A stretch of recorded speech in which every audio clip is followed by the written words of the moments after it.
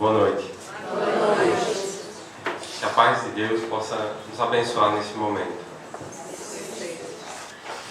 Bom, a doutrina dos Espíritos, ou a doutrina espírita, ela nos faz entender, nos faz compreender que a lei de reencarnação, ou a reencarnação, ela é natural, é uma lei natural, e que aqui na Terra, no que diz respeito ao nosso progresso, ao progresso humano, ela é presente e atua.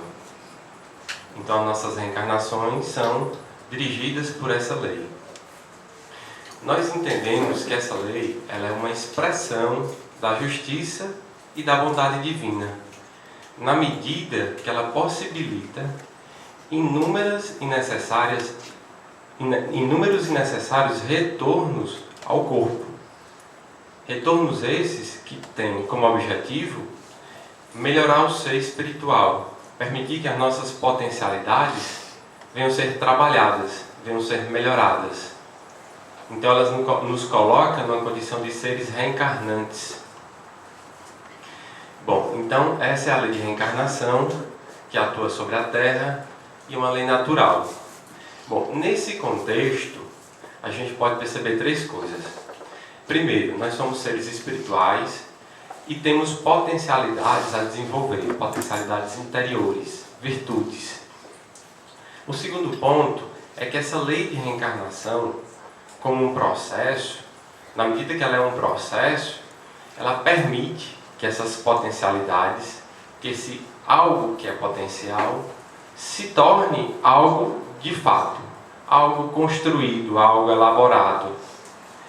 Por exemplo, nós temos a potencialidade, desde que fomos criados, enquanto espíritos, de sermos bons. Isso é uma potencialidade, isso é uma centelha divina. As reencarnações inúmeras possibilitarão que nós tornemos esse potencial de bondade em bondade, na própria bondade. Então isso ocorrerá em todas as nossas potencialidades. Se a gente lembrar da semente pequenininha, desde cedo ela tem todas as características intrínsecas para se tornar, depois de certo tempo, uma árvore. É assim que nós somos, né?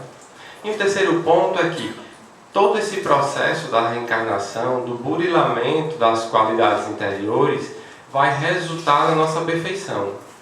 O Cristo falou disso também em várias passagens. Das questões interiores ele citou os talentos, o próprio reino de Deus está dentro de nós. A questão da reencarnação ele cita que é preciso voltar, renascer de novo para entrar no reino dos céus. E a questão da perfeição ele nos fez um convite. Sede perfeitos, pois, como teu Pai Celestial o é. Bom, o tema da noite, como o Ricardo bem falou, é penas e gozos terrenos. Eu comecei pela lei de reencarnação, vou explicar por quê.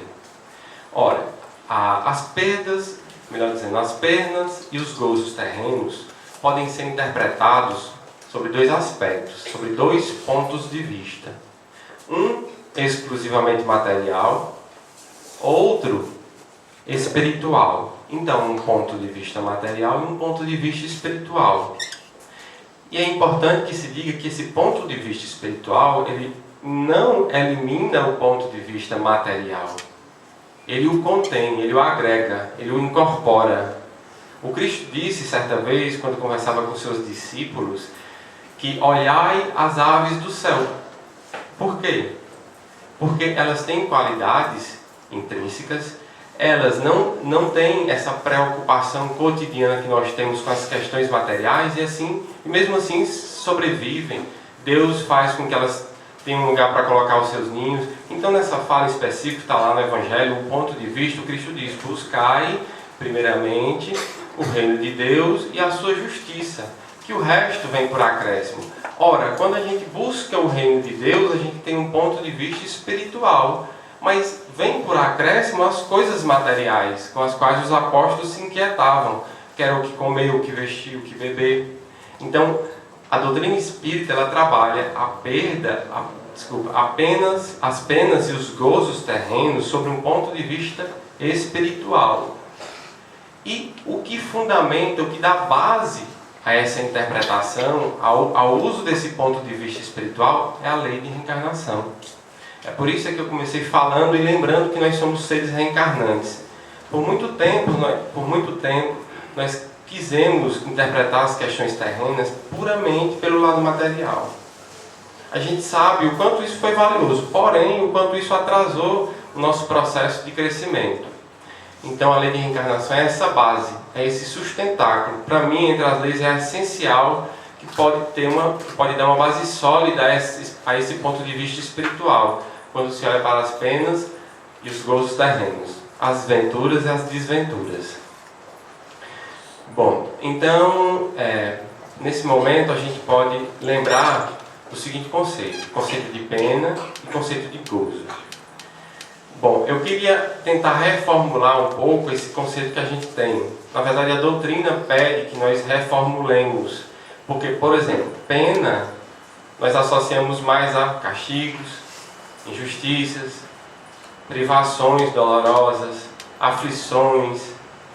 Bom, para a doutrina espírita, a questão da pena não tem esse contexto. Ele fez parte de uma evolução, fez parte de um intelecto humano que ficou para trás, que ficou nos tempos que se passaram. Bom, para a gente ressignificar essa palavra dentro da doutrina espírita, a palavra penas, é preciso que a gente lembre de duas outras: provação e expiação. Elas estão bem na primeira pergunta desse capítulo, né? Lá no livro 4, quando você abrir a primeira pergunta, ela trata de pena e expiação. Melhor dizendo, de prova e expiação. Então, o que é que constitui a prova? A prova é toda e qualquer situação que nos permite adquirir conhecimentos novos ou burilar os que já temos, por meio de testes, de testar nossas virtudes. As provas, elas têm geralmente uma causa aqui nessa vida presente. Então, toda situação que tem uma causa nessa vida presente, que nos permite esse burilamento, essa melhora, essa aquisição de conhecimento, ela pode ser denominada de prova. Eu não vou citar muitos exemplos, porque a gente às vezes incorre no que eu penso, né, ser um erro, de ficar denominando as coisas da nossa vida de provas e expiações, provas e expiações. A doutrina ela nos traz esse conceito não para que nós fiquemos classificando as situações da vida, não, mas para que a gente entenda o que eu vou explicar mais para frente, né? Então, por exemplo, a questão do trânsito hoje, eu acho que ninguém vai dizer que ela tem uma causa e uma vida posterior. Não, ela tem uma causa nessa vida. E a gente sabe que é a questão do progresso, de chegar rápido aos lugares. Bom, e aí eu não vou citar os exemplos. E o trânsito é uma prova diária de paciência, resignação, fé. Não só essa fé de dizer, eu tenho certeza que eu vou chegar no lugar para o qual eu me programei. Não. Então, essa situação cotidiana que tem aqui a sua causa, ela é uma prova e permite que a gente verifique se tem paciência, se tem resignação, se tem amor com o próximo. Bom, isso é a prova. A expiação, por outro lado, ela também permite essa aquisição de conhecimento, né? Esse burilamento também dos que já existem. E ela é um refazimento, geralmente ela é um refazimento de coisas anteriores, de situações que eram pretéritas, situações que ocorreram em outras vidas, situações essas que nos afetaram ou afetaram alguém próximo a gente. Então, a partir desse conceito de provas e expiações, a gente pode ressignificar a palavra penas. Então, no meu ponto de vista, pelo que eu pude absorver e entender da codificação, penas para a doutrina espírita é toda e qualquer situação, independente se ela tem a sua causa aqui ou a sua causa em outra vida, que vai nos permitir tanto adquirir conhecimentos novos, como burilar os que já temos. Então, essa é a questão, esse é o conceito novo de pena, para que a gente saia da ideia da culpa, da inanição, do castigo. Então, são oportunidades. Às vezes é difícil, né? Você pode ficar pensando, é porque o Olavo não sabe o que eu sofro, o que eu passo, com a pessoa com quem eu convivo, ou com as situações de provas da minha vida. Bom, obviamente que eu não sei o que você passa, eu sei mais do que eu passo. Mas a doutrina ela é instigadora, ela é renovadora por dizer que provas são oportunidades, são coisas boas que vêm para que a gente se melhore. E a questão do gozo, ela é mais simples. A gente entende geralmente o gozo como uma questão mais física, né? Mais de aquisição, mais de posse, mais material. Mas o gozo para a doutrina espírita, ela diz respeito a uma satisfação. Ela pode ser moral e pode ser física, né? Então, olhar, por exemplo, para as estrelas não tem nada de material, a não ser a questão da própria visão. É uma satisfação, porque ela traz uma satisfação, um contentamento, um regozijo moral. Ela traz assim essa impressão de que nós estamos conectados a algo maior. Quando você, porém, trabalha de maneira honesta e justa e adquire o seu dinheiro, aquilo é uma satisfação, é um gozo. É algo material que vem e você se contenta.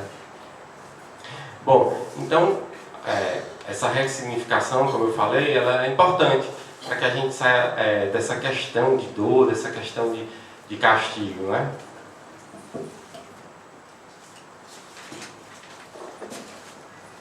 Bom, uma coisa que eu ia esquecendo de falar é que na prova e na expiação, são questões secundárias, por exemplo, saber se elas são oriundas dessa ou de outras vidas, saber se elas são difíceis ou fáceis ou mais fáceis de serem enfrentadas. Eu acho que são questões secundárias quando a gente olha para nossas dificuldades do dia a dia, para as nossas penas, mas às vezes a gente incorre nessa questão, né? Ah, se eu soubesse que era de outra vida, ah, se eu soubesse o que é que gerou nessa vida, ah, mas isso é tão difícil de enfrentar, ah, isso não é tão fácil, então eu vou enfrentar. Para mim, no meu ponto de vista, essas questões são secundárias. O que é principal, o que é importante é o que eu já falei. Ambas permitem a aquisição de conhecimento, esse melhoramento do ser espiritual. Bom, então nesse capítulo ele denomina como penas, por exemplo, perdas de entes queridos, o desgosto pela própria vida, que muitas vezes incorre no suicídio, as relações, as uniões conflituosas, né, antagônicas, onde nós por muitas vezes nos vemos sofrendo ou fazendo outros sofrer, decepções que temos com os amigos, com as pessoas com as quais convivemos, das quais gostamos. Então são essas as penas que ela elenca. E sobre gozo, ela elenca basicamente a felicidade no sentido geral. Bom, para mim existe uma coisa que é essencial e que esse capítulo traz, e que ela ela precisa ser entendida nessa nova caminhada que nós estamos fazendo, que é a caminhada para a nova transição, para a transição planetária, né? Para esse novo mundo. Bom, eu poderia falar de suicídio, de morte de entes queridos, certamente levaria uma palestra inteira ou mais, certamente exigiria mais tempo e talvez não, com certeza, um palestrante melhor, né? Mas, para falar exatamente do que eu acho essencial, eu peguei só as duas primeiras questões. Essas duas primeiras questões, elas resolvem, ao meu entender, uma questão que por muito tempo nós tentamos buscar resposta e nem sempre fomos, digamos assim, assertivos ou nem sempre encontramos a resposta correta, né? É a questão de quem é responsável pela minha dor ou pelas minhas penas. E quem é responsável pela minha felicidade. Assim, mentalmente, vocês poderiam se perguntar nesse momento, vocês têm claro quem é ou quem são os responsáveis pelas penas e pelas felicidades que vocês passam aqui na Terra? Bom, então essas duas primeiras questões resolvem. E antes de falar delas, eu queria fazer só uma pequena volta no tempo para falar o seguinte. Nas nossas primeiras encarnações, o mundo ainda era primitivo, nós também. Primitivo no sentido que nós tínhamos mais instintos. Nós ainda não tínhamos despertados para essas questões interiores, para essas questões essenciais do espírito. Então, enquanto esse ser de instinto, nós habitamos o mundo em uma natureza e elegemos a natureza como sendo a responsável pela nossa felicidade e pelas nossas penas, pela nossa dor. Felicidade por quê? Porque tinha caça abundante, tinha rios que forneciam água, árvores que forneciam fruto. Nós não conseguimos ir além desses fenômenos. Até então nós não os compreendíamos. E as nossas dores eram ocasionadas por essas questões próprias da natureza, né? Terremotos, vulcões, as secas, até a presença do próprio homem, né? E de outros animais ferozes. Então esse foi um primeiro momento em que, ao tentar descobrir, até de maneira muito inconsciente, quem era ou quem é o responsável por essas duas questões, nós atribuímos isso à natureza. Bom, Anos depois, passado algumas reencarnações, nós vamos deixar de ser seres individuais e passar a ser seres sociais. Então, com a consciência mais ampliada, mais aberta, a gente já compreende a presença e a importância de viver em comunidade. E aí a gente já alcança um conceito que a gente tinha desde o primórdio, que é o conceito de Deus. Mas eu queria dizer, e assim entendo, que esse conceito, nesse momento, ele foi muito mais imposto do que explicado. Ele foi muito mais colocado do que raciocinado. Então Deus virou o novo responsável. Era Deus que fazia o script de nossa vida. A gente não tinha um livre-arbítrio, ou não o conhecia. Deus a uns enviava felicidade, a outros dores. Nos cabia aceitar. Nós não tínhamos, ou não nos era dada a liberdade de pensar. Esse Deus foi um Deus humanizado. Um Deus que nós mesmos criamos para dar a Ele essa responsabilidade de dizer: agora eu te concedo isso, agora eu não te concedo isso. E nesse momento nós vivemos muito sobre o jugo dos mitos. E Rubem Alves, ele diz que os mitos têm um perigo, um certo perigo, que é qual? Os mitos geralmente induzem comportamentos e inibem pensamentos. Então nós não raciocinávamos, nós abdicamos disso, inibimos o nosso pensamento. Então, diante de uma situação, nós apenas acreditávamos que aquela felicidade ou aquela dor era enviada por Deus. Um comportamento de aceitação, fruto de muitos mitos que foram impostos. Bom, esse é um segundo momento, onde Deus, o Deus humanizado, é responsável por essas duas questões. No terceiro momento, o homem, já livre dessa concepção, livre porque começa a usar do seu intelecto, e aí nascem as ciências, e a ciência tudo explica, e o homem se torna um ser eminentemente material, e até descarta Deus, ou nega a existência de Deus, e se coloca no centro de tudo. Então aí já não era mais Deus o responsável. Nós, como somos muitos criativos, colocamos outros responsáveis no lugar. Talvez como uma última fuga psicológica nessa tentativa de não assumir a nossa realidade interior. E nós conhecemos porque esses culpados, digamos assim, esses responsáveis, estão muito presentes na nossa vida. Primeiro são os outros. E segundo, a própria vida. Então, a gente se achando capaz de resolver tudo pela ciência e pelo intelecto, todo mundo achava explicação, é a vida. A vida revestida de um acaso, uma coisa inexplicável. Então, eu faço tudo de correto, sou uma pessoa maravilhosa, mas tudo está errado. Por quê? Era assim que a gente encarava a questão das nossas dores, por exemplo. A felicidade. Eu só vou ser feliz quando eu casar. Para eu ser feliz, eu preciso que vocês me aceitem. Enquanto outros que, por exemplo, estavam casados, diziam: eu só vou ser feliz quando eu terminei esse casamento. Então a gente vivia numa polaridade e noutra, colocando agora dois responsáveis em cena, o outro e a vida. Em algum momento a gente já deve ter se percebido nisso, nessa fuga, nessa confusão, de dizer: a vida não é justa, eu não mereço isso.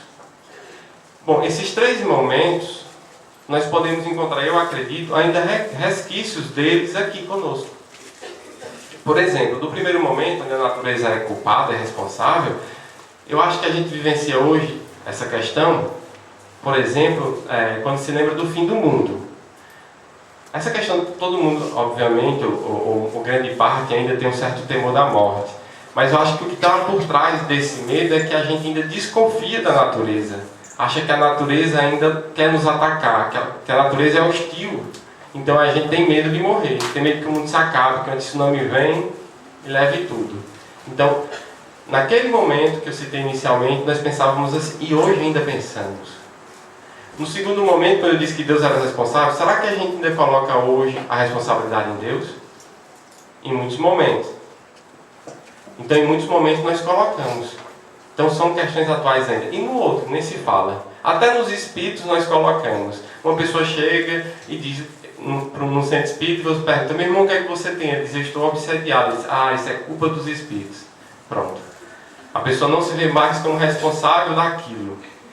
Bom, passado esse momento, esses três momentos, a doutrina espírita ela vem nos revelar uma coisa muito importante nessas duas questões que eu falei.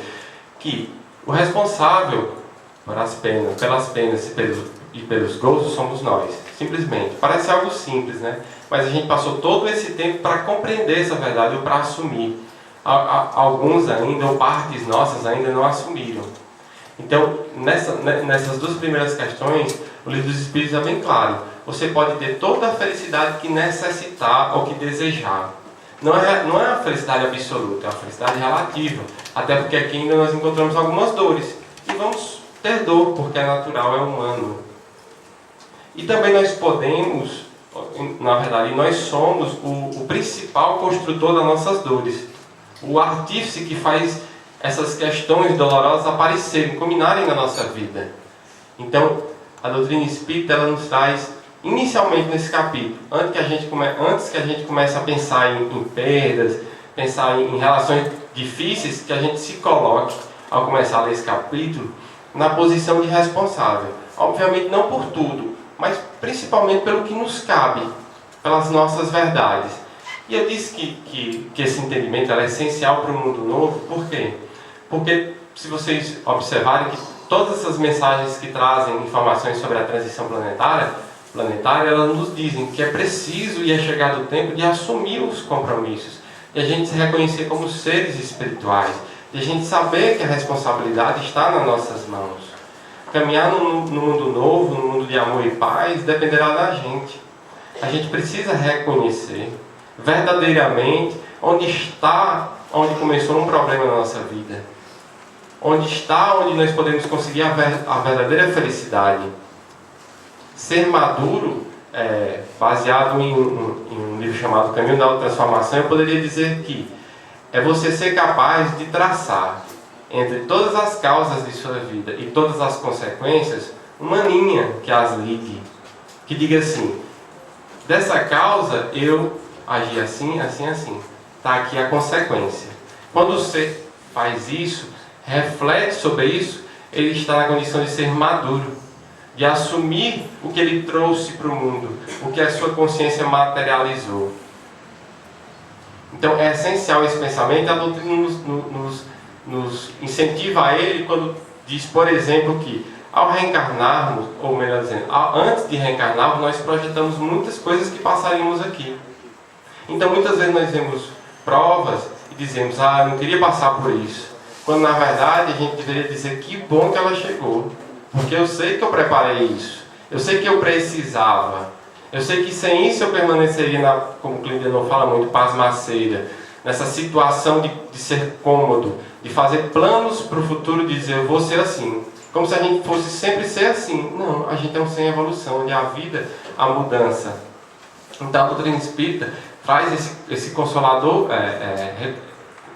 conhecimento, ao dizer que diante das provas nós temos que ficarmos felizes, agradecer que aquela oportunidade vem, para que a gente possa novamente exercitar questões que ainda não estão resolvidas. Então, para esse caminho novo, para esse mundo novo, onde a gente deseja paz, amor, união, onde o mundo se estabelecerá de forma mais plena no amor, nós precisamos reconhecer as nossas potencialidades, saber o quanto de nós cabe dentro dessas circunstâncias. Já não nos cabe mais, por exemplo, negar os fatos que aconteceram, simplesmente esquecê-los. É preciso lembrar deles na perspectiva de que eles podem ser um alicerce para um ser humano novo, para um espírito mais consciente, mais evoluído. Tem uma música do Nano Cordel que ele diz que quer paz na vida dele, quer luz no caminho dele.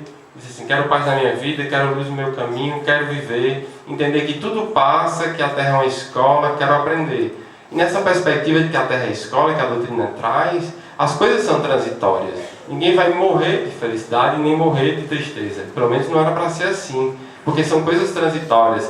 Permanecem um tempo necessário para que aprendamos, para que possamos dar um passo mais integrador na vida, um passo que inclua o outro, que inclua a natureza, que se aproxime mais de Deus. Então, para mim, a mensagem essencial desse capítulo é essa: que nós nos coloquemos à frente de nossas situações, assumamos o nosso compromisso enquanto seres espirituais. O que vai se materializar nesse novo mundo será o que nós teremos dentro. Nós não permaneceremos o mesmo Nós não podemos permanecer os mesmos esperando um mundo novo, belo, diferente. Não. A gente se faz novo e o que está aqui dentro se mostra. Se mostra bonito porque o que está aqui dentro vai ser equilibrado. Então, para mim, na verdade, quando vocês puderem ler essas questões em casa, reflitam essencialmente sobre isso. Tudo que eu for ler, tudo que eu puder ter contato nessas questões, o que disso acontece na minha vida e acontecendo, onde é que eu estou sendo responsável, onde é que eu estou, como é que eu estou me dirigindo, como é que eu sustento isso. Já passei do estágio onde a natureza era culpado, onde Deus era culpado, onde os outros eram culpados, onde a vida era culpado, e agora eu sou o responsável, não o culpado. Então, muita paz e obrigado.